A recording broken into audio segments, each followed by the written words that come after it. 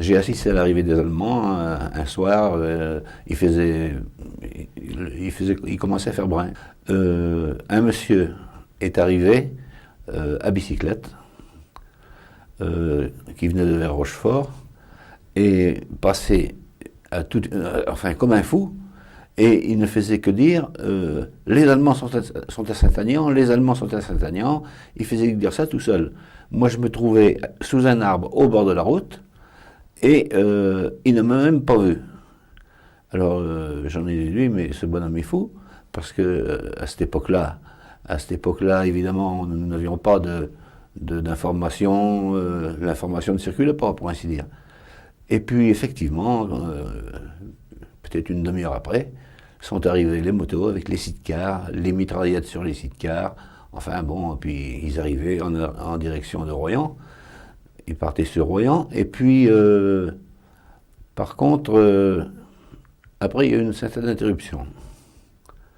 À la suite de ça, quelques jours après, sont arrivées les troupes à bicyclette. Mais alors, de nuit, bien sûr, de nuit, et mon père, qui était boulanger à la panification de Saint-Sulpice, se levait très tôt pour aller faire du pain, bien sûr, et à un moment donné, comme il était déjà réveillé, il entend un grand bruit, un fracas épouvantable.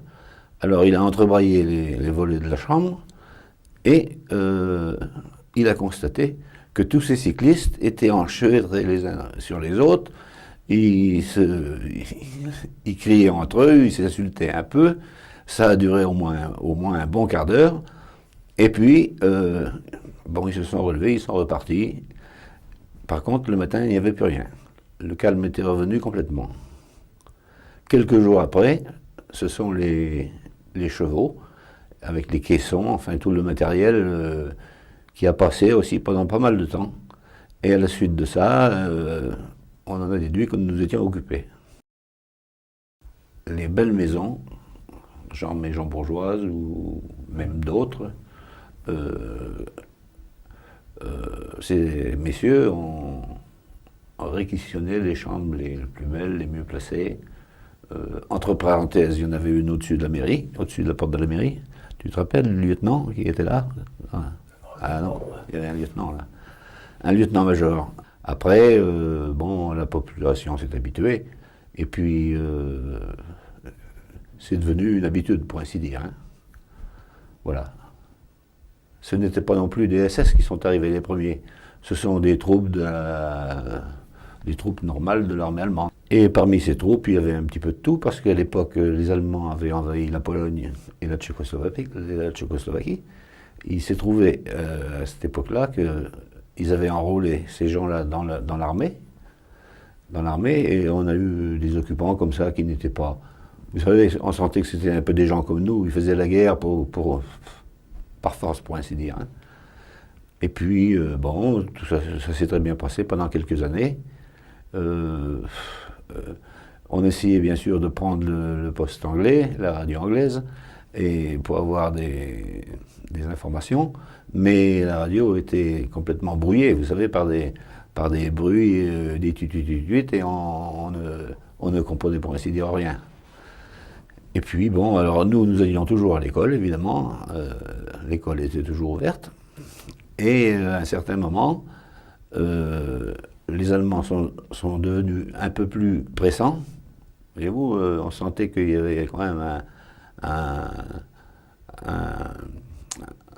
une force qui... ils n'étaient pas plus méchants, si vous voulez, mais ils faisaient des manœuvres dans les rues, ils faisaient la petite guerre dans les rues, ils faisaient des tranchées, ils se mettaient dedans, après ils les rebouchaient, et ils se battaient à la mitraillette dans les rues, mais à blanc, vous savez, avec des balles à blanc. Ils faisaient des manœuvres, en somme. Et puis, ça a duré quelque temps. Et puis après, sont arrivées les périodes de la résistance. Enfin, on avait appris quand même qu'il y avait une certaine résistance qui s'était organisée ailleurs. J'en ai connu plus tard. Alors là, évidemment, ce sont uniquement des faits de guerre que je vous raconte. Mais il y a eu plusieurs anecdotes, Gilbert, si vous voulez, des faits divers, des trucs, et on peut même en rire quelquefois. Et quelquefois, on peut aussi en pleurer. Hein.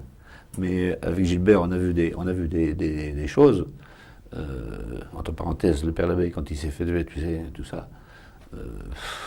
Quand on est allé labourer derrière le temple, parce que le matin, Gilbert venait avec moi, et on était ensemble, quoi, tout le temps. C'est-à-dire, le matin, il était avec moi, et l'après-midi, j'étais avec lui. Vous voyez, on était tous les deux.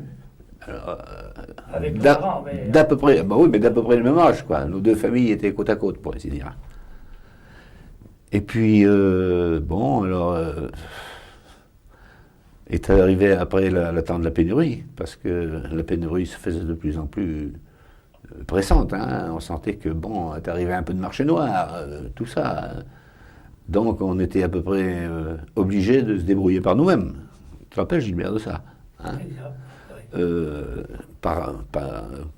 pour être un peu plus précis, si vous voulez, les Allemands se permettaient de rentrer dans nos maisons sans frapper. C'est-à-dire, ils ouvraient la porte et ils demandaient des œufs. Madame, œufs. Alors on disait qu'on n'en avait pas. Si, il y en a. Bon, alors, donnez 2 ou 3 œufs pour leur faire plaisir, puis pour qu'ils foutent le camp, quoi. Et puis, bon, après, il est arrivé de plus en plus,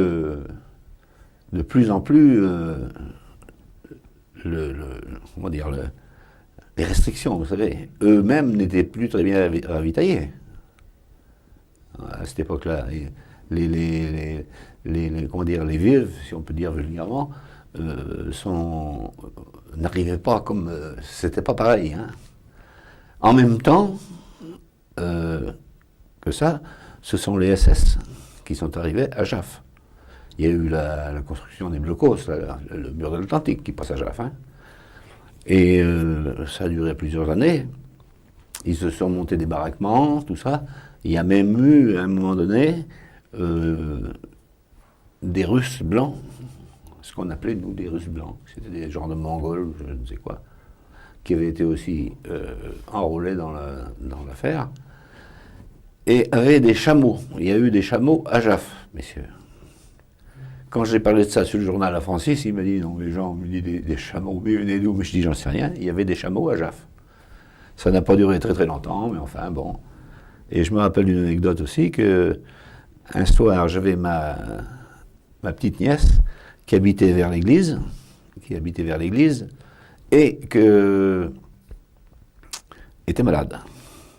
Alors, mon beau-frère était venu à la maison, il nous avait dit, Françoise est malade, pourriez-vous venir, parce que ma femme est un peu paniquée. Alors bon, on se trouve, donc on prend la route à pied, parce qu'on pouvait marcher qu'à pied, pour aller chez eux, et en arrivant au coin de chez Madame de Massieu, on est tombé sur un Russe mongol. Alors eux, ils ne comprenaient rien. Ils ne voulaient rien comprendre.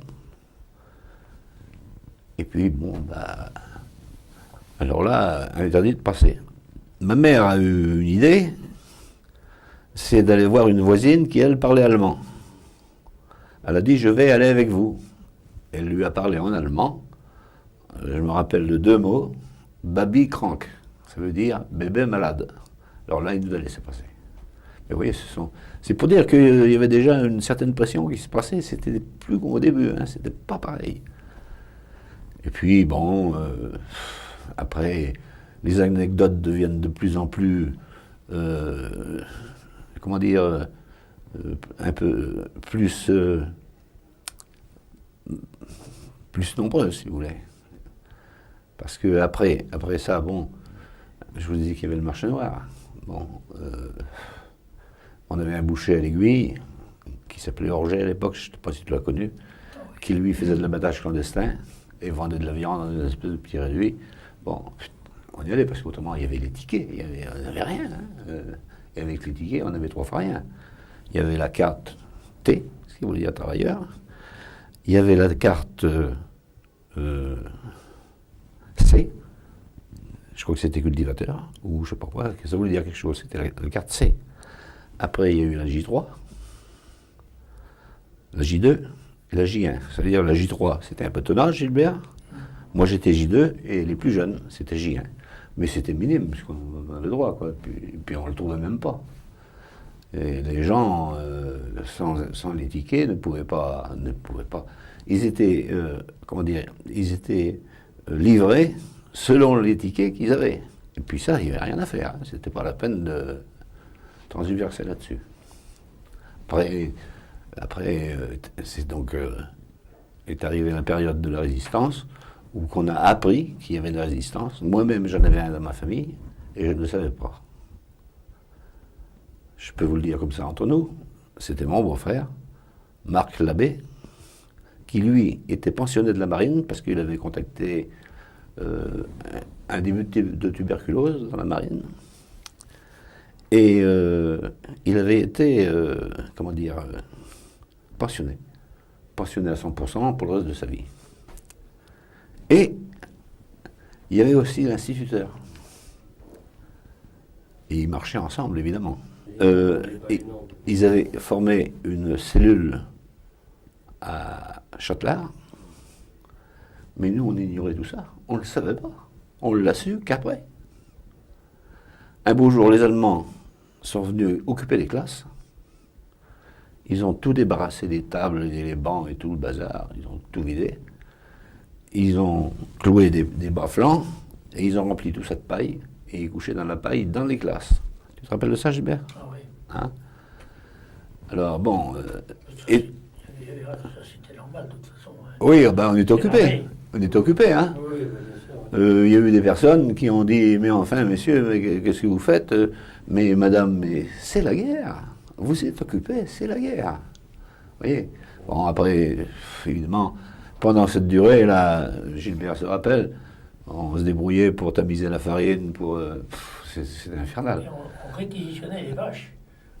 Ah oui, oui. On a les deux, nous. Ah oui, oui. Qui n'avaient plus beaucoup de moyens de ressources pour faire venir leur ravitaillement, et à cause de la résistance qui faisait des coups un peu partout, un peu plus loin que chez nous, mais ce qui les empêchait d'être livrés.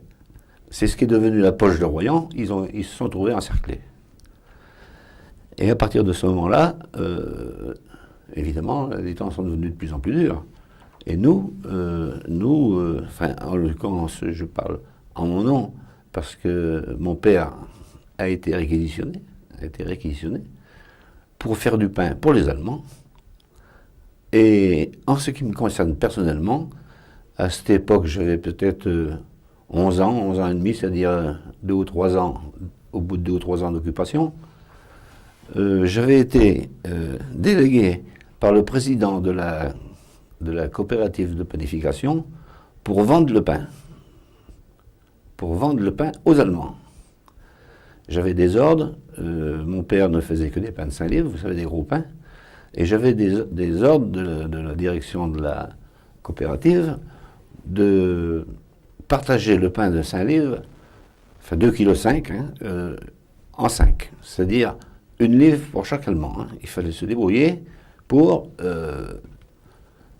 que les parts soient égales, parce qu'on n'avait pas de machine à trancher comme aujourd'hui. Hein. On avait un couteau et puis c'est tout. Bon. Et alors, tous les matins, évidemment, je distribuais le pain aux Allemands. Et il s'est arrivé plusieurs fois que quelquefois, il y avait une part qui se trouvait plus petite.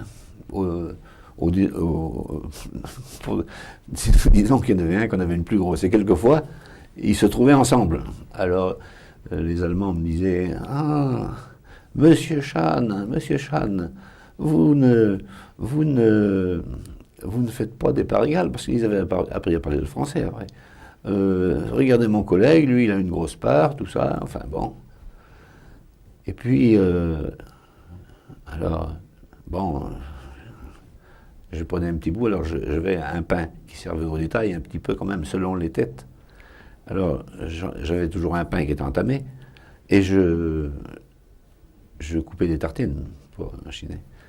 Alors, il y en a qui avaient pris l'habitude de me demander un peu plus que leur part.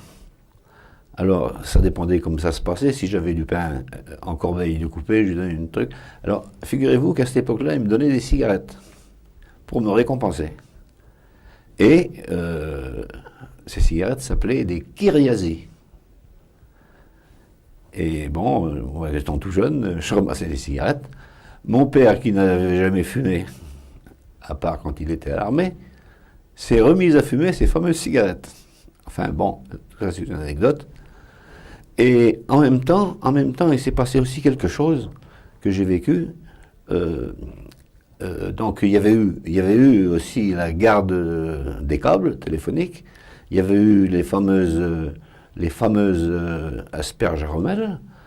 Et un jour, mon père a été réquisitionné pour aller planter des asperges à Rommel. Il n'a pas refusé, mais il a dit, bon d'accord, mais demain il n'y aura pas de pain. Et c'est ce qui s'est fait, c'est ce qui s'est produit. Alors ça a été une seule fois qu'il a été réquisitionné, parce qu'eux aussi, ils voulaient manger. Et à la même époque, il y avait une petite cabane qui se trouvait au bout de notre jardin, sur le bord de la route, et ces gens-là avaient besoin de quelqu'un pour entretenir leur matériel. Et ils avaient installé là-dedans un établi, et puis divers outils de menuiserie. Et est arrivé un Allemand, là-dedans, un menuisier. Alors moi, en tant que gamin, vous pensez bien, j'étais là souvent avec lui. Et on était rentrés en amitié avec ce monsieur. Oh, ça n'a pas duré très longtemps, peut-être 6 mois. Et puis un jour, je sors, la cabane était fermée. Ah, j'ai dit, zut, alors il m'a rien dit, comment ça se fait?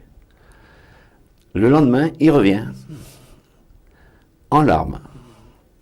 Il m'a dit, Monsieur Chan, je pars en permission chez moi, parce qu'après, je vais sur le front russe.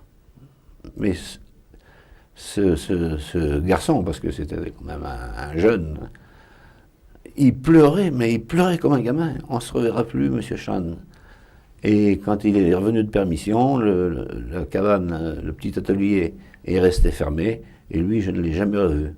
Mais c'était un homme, il me montrait des photos de sa famille, il me racontait la vie là-bas, comment que... Vous voyez, ses parents étaient aussi cultivateurs, il me montrait ses sœurs, ses parents, les troupeaux de vaches, tout ça.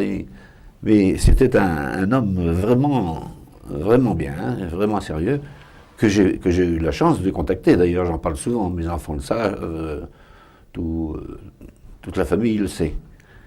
Et puis, bon, alors à ce moment-là, après, qu'est-ce qui s'est passé à ce moment-là? Après, bon, la vie a continué, tant bien que mal. Et puis, donc, je n'ai plus revu ce monsieur jamais.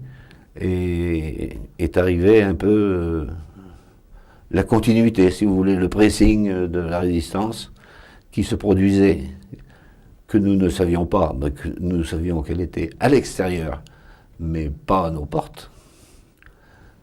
Et alors après, bon, on s'y est fait tout ça, bon... dans ces années-là, un jour, comme étant gamin, bon, vous savez, je me promenais un peu dans les rues, je vois arriver tout un tas de voitures allemandes, et ils ont envahi le terrain de M. Vias. C'est un terrain qui se trouve un petit peu en renfoncement de la route, mais de la route, on voyait tout.